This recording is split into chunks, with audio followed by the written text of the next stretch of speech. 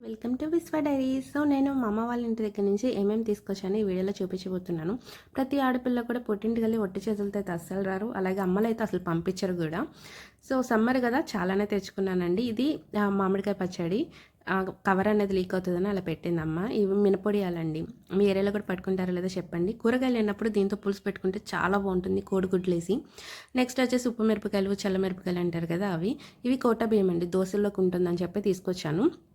Next ఇవన్నీ కూడా ఆ పొడులు అనమాట. ఇవి పెసరపప్పు అండి, బాగుంది అని చెప్పి అమ్మ ఇంట్లో ఉన్నాయని ఇచ్చింది. ఇవి మునగాకు కరివేపాకు కారం అండి, అక్కడ ఫ్రెష్గా దొరుకుతుంది కదా మునగాకు కరివేపాకు, సో ఇంట్లో కొట్టించింది అమ్మ. ఇది గొడ్డు కారం, నాన్ వెజ్ కర్రీస్లోకి అది ఉంటుందని తీసుకొచ్చాను. ఇవేమో కూర కారం, ఆల్రెడీ ఒక డబ్బా తెచ్చుకున్నాను, సో ఎక్స్ట్రా తీసుకొచ్చాను అయిపోతుంటుందని. ఇది అల్లపు చట్నీ అనమాట, అమ్మ ఇడ్లీలోకి దోశల్లోకి రుబ్బి పెట్టింది, సో నేను కూడా కొంచెం తెచ్చుకున్నాను.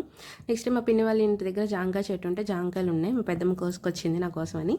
సో అవన్నీ కూడా జాంకాయలు అనమాట. ఇల్లమ్మట ఇవి వేరుశనగకాయలు అమ్మడానికి వచ్చారు. నాకు చాలా చాలా ఇష్టం ఇవి ఉడకపెట్టిన శనగకాయలు అంటే. అందుకని అమ్మ తీసుకొని మట్టంతా ఉంటే నానబెట్టి కడిగి ఉడకపెట్టుకో ఇంటికి వెళ్ళిన తర్వాత రేపు అని చెప్పి కడిగి ఇచ్చిందనమాట. నెక్స్ట్ అమ్మమ్మ ఇంట్లో కరివేపాకు చెట్టు చూశారు కదా, సో వెళ్ళినప్పుడల్లా కరివేపాకు నిమ్మకాయలు మోస్ట్లీ తెచ్చుకుంటాను నేను. ఇది కరివేపాకు ఫ్రెష్గా అనమాట. నెక్స్ట్ వచ్చేసి బీ పొడియాలు. ఈ డబ్బా గుర్తుపట్టారా, అమెజాన్లో కొన్నాను కదా, సో ఈ వడియాల కోసం అనమాట బీ పొడియాలు. సో ఎలా ఉందో కమెంట్ చేయండి.